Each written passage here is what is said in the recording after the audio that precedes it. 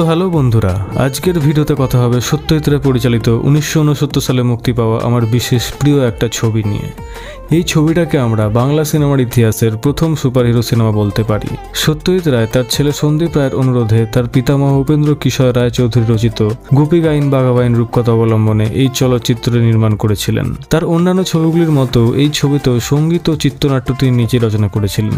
শুধু তাই না, এই ছবিতে ব্যবহৃত প্রতিটি গানও তিনি নিজেই লিখেছিলেন। তো চলো আর বেশি কথা না বাড়িয়ে ঢুকে পড়া যাক গুপি গাইন বাঘা বাইনের কাহিনীতে।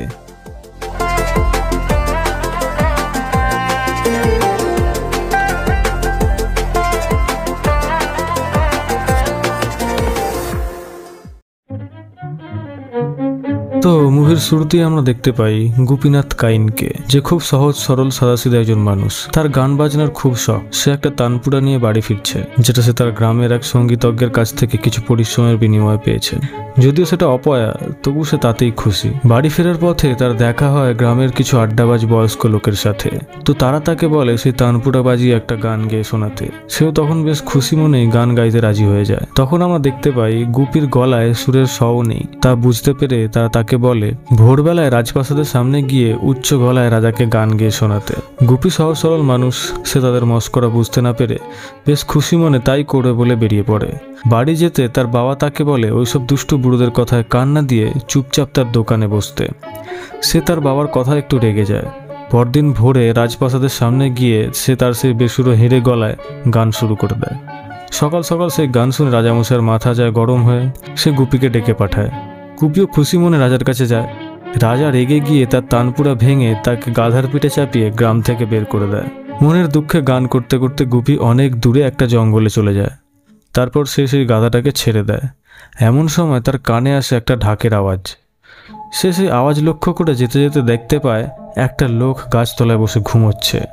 তার পাশে একটা ঢাক রাখা আছে, আর তাতে জলের ফোঁটা পড়ে সেই আওয়াজটা আসছে। সেই লোকটা গুপিকে দেখে চমকে যায়। কিছুক্ষণ পর তাদের মধ্যে পরিচয় হয়। লোকটার নাম বাঘা। তাকেও তার গ্রাম থেকে তাড়িয়ে দেওয়া হয়েছে। তাদের মধ্যে গল্প করতে করতে হঠাৎ তারা একটা বাঘের গর্জন শুনতে পায়। তারা তো ভয়ে কাঠ হয়ে যায়। তারপর ধীরে ধীরে বাঘটা চলে যায়। তারা তখন ভয়ের চোটে যাতে আবার বাঘ না আসে দুমদুম করে ঢোল পিটিয়ে গান শুরু করে দেয়। তারপর ধীরে ধীরে রাত নেমে আসে। শুরু হয় নানান অশরীরী ভূত পেতের উপদ্রব। সারা রাত ধরে চলে ভূতের কীর্তন। গুপি বাঘা তো ভয়ে সিঁটিয়ে যায়। তারপর আসে ভূতের রাজা। তারা গুপি আর বাঘাকে বলে সে তাদের সাহস দেখে খুশি হয়েছে, তাই সে তাদের 3টি বর দিতে চায়। তখন গুপি আর বাঘা বেশ ভেবেচিন্তে বলে তাদের যেন খাওয়া পড়ার কোনো চিন্তা না থাকে, আর তারা যখন খুশি যেখানে খুশি যেন যেতে পারে, আর তাদের গান বাজনা শুনে যেন মানুষ খুশি হয়ে যায়। ভূতের রাজা তাতেই রাজি হয়ে যায়। তারা যখন খুশি একে অপরের হাতে তালি মেরে যে কোনো খাবার আর পোশাকের নাম বললেই তা তাদের সামনে হাজির হয়ে যাবে। আর তাদের দুজনকে দুজোড়া জুতো দেওয়া হয়, যেটা পায়ে গলিয়ে একে অপরের হাতে তালি দিয়ে যে জায়গার নাম বলবে সেখানেই তারা পৌঁছে যাবে। এছাড়াও তারা দুজনে যখনই গান বাজনা করবে লোকে তখন অবাক হয়ে তাদের গান শুনবে। এই বলে সে উধাও হয়ে যায়। তারপর সকাল হয়। ঘুম থেকে উঠে গুপি নদীর ধারে যায়, গিয়ে গান শুরু করে। গান শুরু করতেই সে তো অবাক। তার সেই ভাঙা বেসুরো গলা থেকে বেরিয়ে আসছে অপূর্ব সুরেলা গান। সেই গান শুনে বাঘাও ঘুম ভেঙে উঠে বসে। তারপর সেও তার বাজনা শুরু করে দেয়। তারপর তারা দুজনে মিলে ভূতের রাজার 3 বর নিয়ে গান গায়। তারপর তারা একে একে সব কটা বর পরীক্ষা করে দেখতে শুরু করে। প্রথমেই তারা পেট পুড়ে চব্বচস্য মন্ডা মিঠাই খায়। খেতে খেতে তারা একে অপরের সাথে কথা বলতে বলতে ঠিক করে তারা এবার থেকে একসঙ্গে ঘুরবে, খাবে, গান বাজনা করবে, আর তারপর খুব বিখ্যাত হয়ে রাজকন্যার সাথে বিয়ে করবে। তারপর হঠাৎ তারা দেখে একটা বাজনার দল খুব ব্যস্ততার সাথে সেখান দিয়ে যাচ্ছে। তাদের থেকে খবর পাওয়া গেল কোনো এক রাজা নাকি গান বাজনার প্রতিযোগিতা রেখেছে।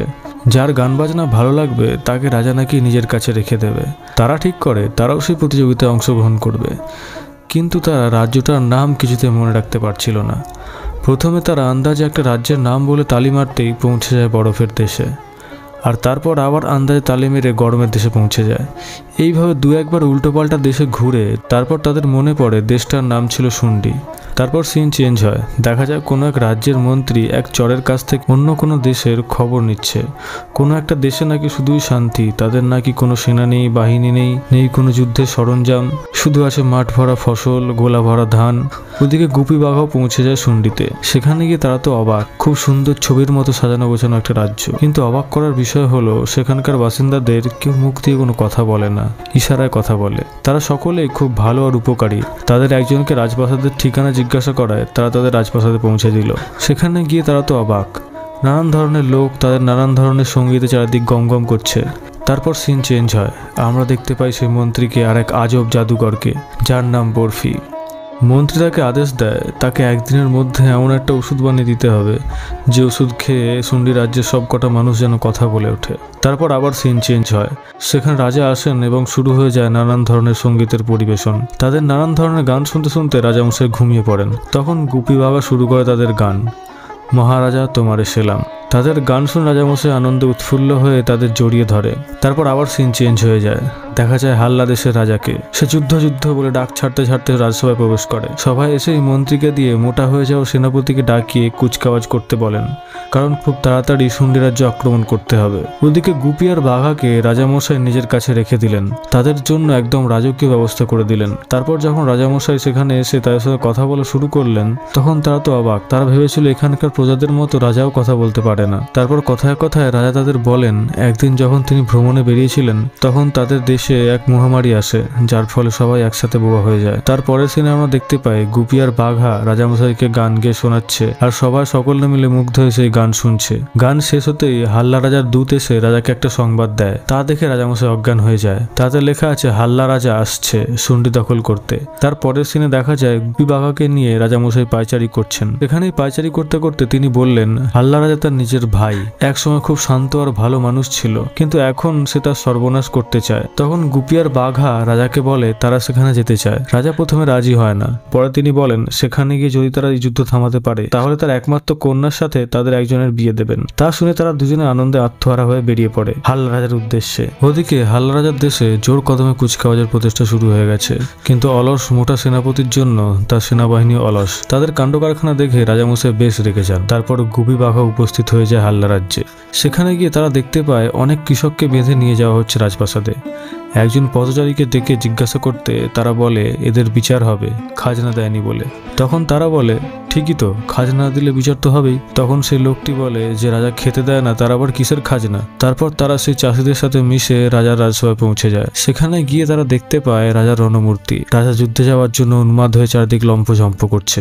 বন্দীদের দেখেই তিনি জল্লাদ ডেকে এনে তাদের গর্দা নেওয়ার নির্দেশ দিয়ে দিলেন। গুপি বাবা তো শুনে খুব ভয় পেয়ে যায়। তারপর তাদের মাথায় একটা বুদ্ধি আসে, দুজনে মিলে গান গাওয়া শুরু করে দেয়। আর যেহেতু ভূতের রাজা তাদের বর দিয়েছিল, তারা দুজনে যখনই গান ধরবে তখন সবাই হতবাক হয়ে তাদের দিকে দেখবে। আর সেই পাকে গুপি বাঘা সেখান থেকে তালি দিয়ে পালিয়ে যায়। ওদিকে তখন দেখা যায় এক অদ্ভুত দৃশ্য, হাল্লা রাজার চোখে জল, সে যেন কিসের একটা ঘোর থেকে জেগে উঠেছে। সে তার নিজের হাতে বল্লা দেখে ভয়ে চমকে লাফিয়ে উঠে জ্ঞান হারিয়ে ফেলে এবং মন্ত্রী বেশ স্বতঃস্ফূর্ত ভাবে তাকে সামলে নেয়। ওইখান থেকে পালিয়ে গুপি বাঘা পেট পুড়ে খেয়ে নেয়। তারপর তারা ঠিক করে হাল্লা রাজার মন্ত্রীর ওপর তাদের নজর রাখতে হবে। তারপর সিন চেঞ্জ হয়ে যায়, দেখা যায় বরফির নানান কেরামতি। ইতিমধ্যেই সে শুন্ডি রাজ্যে লোকেদের কথা বলানোর ওষুধ বানিয়ে মন্ত্রীকে দেয়। তারপর কিভাবে সেই ওষুধটা প্রয়োগ করতে হবে এবং কাজ করবে সেটাও সে বলে দেয়। তারপর মন্ত্রী বরফিকে রাজার আরো কড়া ওষুধ বানাতে বলে, যে ওষুধ একবার হাল্লা রাজাকে দিলে সে গুপি আর বাঘার গানও যেন রাজা নেশা ভাঙাতে না পারে। ওদিকে আড়াল থেকে সবকিছু গুপি আর বাঘা শুনে নেয়। তারপর কোনক্রমে ও মন্ত্রী মশাই ষড়যন্ত্রী মশাই গানটা গেয়ে নিজেদের প্রাণ বাঁচিয়ে সেখান থেকে পালিয়ে যায়। সেখান থেকে পালিয়ে তারা একটু বিশ্রাম নিতে গিয়ে ঘুমিয়ে পড়ে, আর সেই সুযোগে মন্ত্রীর লোকেরা তাদের ধরে ফেলে। তারপর তাদের নিয়ে এসে কারাগারে বন্দী করে রাখে। তারপর আবার সিন চেঞ্জ হয়ে যায়,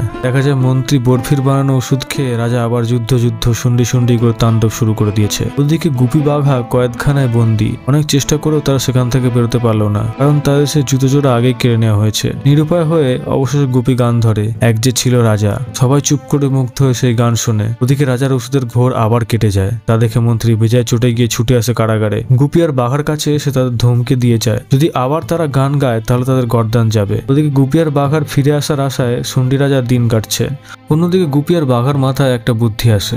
তাদের কাছে জুতো নেই, তারা সেখান থেকে পালাতে পারবে না, গান গাইলে গদ্দান যাবে। তখন তাদের কাছে একটাই অপশন আছে, তারা হাতে তালি মেরে মন্ডা মিঠাই এনে খাওয়া দাওয়া শুরু করে দিল। আর ব্যাস, যা ভেবেছিল তাই। না খেতে পাওয়া দারোয়ান তা দেখে লোভ সামলাতে না পেরে গুপি বাঘার কথা মতো কয়েদখানার তালা খুলে ভেতরে এসে খাবারের উপর হুমড়ি খেয়ে পড়ে খাবার খেতে শুরু করে দেয়। আর সেই সুযোগে গুপি বাঘা সেখান থেকে পালিয়ে যায়। ওদিকে ভোর হয়ে আসে। সেনাপতি অনেক চেষ্টা করেও সৈন্যদের যুদ্ধে নিয়ে যেতে রাজি করাতে পারে না। শেষমেশ শেষে মন্ত্রীকে তা বলাতে মন্ত্রী বরফিকে ডেকে পাঠায়। আর ব্যাস, বরফি তার জাদু দিয়ে প্রথমে রাজাকে 3 দিনের জন্য অজ্ঞান করে দেয়। তারপর ম্যাজিক করে সৈন্যদের শুন্ডির উদ্দেশ্যে যুদ্ধ করতে পাঠিয়ে দেয়। ওদিকে গুপি আর বাঘা ততক্ষণ এসে পড়েছে তাদের সামনে আর এসে গান শুরু করে দেয়। ওরে বাবা, দেখো সে কত সেনা চলেছে সমরে। সেই গান শুনে বরফির সমস্ত জাদু নিমেষে কেটে যায়। সমস্ত সৈন্য সমেত মন্ত্রী স্তম্ভিত হয়ে সেই গান শুনতে লেগে যায়। আর সেই গানের শেষের দিকে তারা হাঁড়ি হাঁড়ি মন্ডা মিঠাই সন্দেশ নিয়ে এসে সেই ক্ষুধার্ত সৈনিকদের সামনে রেখে দেয়। তারা সব ভুল সেই মিষ্টি হাঁড়ির ওপর হুমড়ি খেয়ে পড়ে মিষ্টি খেতে থাকে। ওদিকে মন্ত্রী সব প্ল্যান বানচাল হতে দেখে সেও একটা মিষ্টির হাঁড়ি ধরে বসে পড়ে। ওদিকে রাজা উঠে ছুটি ছুটি করে চেঁচাতে চেঁচাতে রাজপ্রাসাদ থেকে বেরিয়ে পড়ে। আর তখন গুপি আর বাঘা তাকে একটা মিষ্টির হাঁড়ি দিয়ে